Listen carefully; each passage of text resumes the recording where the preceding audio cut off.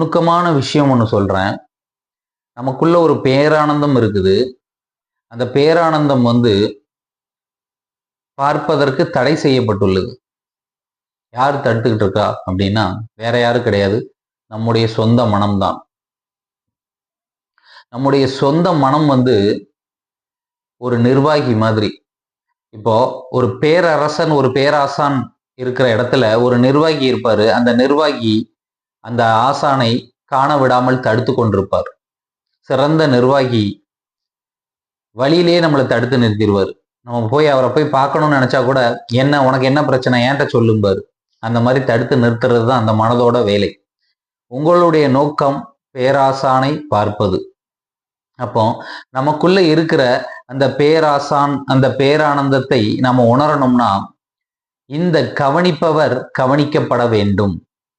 அதாவது கவனிப்பவரை கவனிப்பதே பேரானந்தம். இதை நல்லா புரிஞ்சுக்கணும். இப்போ நீங்க ஒரு சூரிய உதயத்தை பாக்குறீங்க. சூரியன் உதயமாகுது.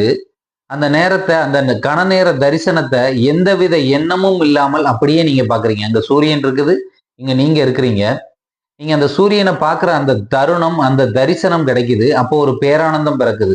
ஆனா அந்த இடத்துலயே சூரியன் நேத்து அழகா இருந்துச்சு, இன்னைக்கு இந்த பக்கமா உதிக்குது அப்படின்னு சொல்லி ஒரு கருத்து வந்துட்டுன்னு வைங்களேன், அந்த நிமிஷமே அந்த தரிசனம் தடைபட்டு விடும். அல்லது இந்த சூரியன் அழகாக இருக்கிறது அப்படின்னு நீங்க சொல்லிட்டாலே அந்த தரிசனம் தடைபட்டு விடும். ஆக நம்ம புரிஞ்சுக்க வேண்டியது என்னன்னா, இந்த தரிசனம் என்பது நம்முடைய மனம் எழாத போது ஏற்படுகிறது. நம்முடைய மனம் ஒரு கருத்தை கொண்டு வைத்து விட்டால் அந்த நிமிடமே நமக்கு தரிசனம் தடைபட்டு விடுகிறது. மனமற்ற நிலைங்கிறது இதுதான்.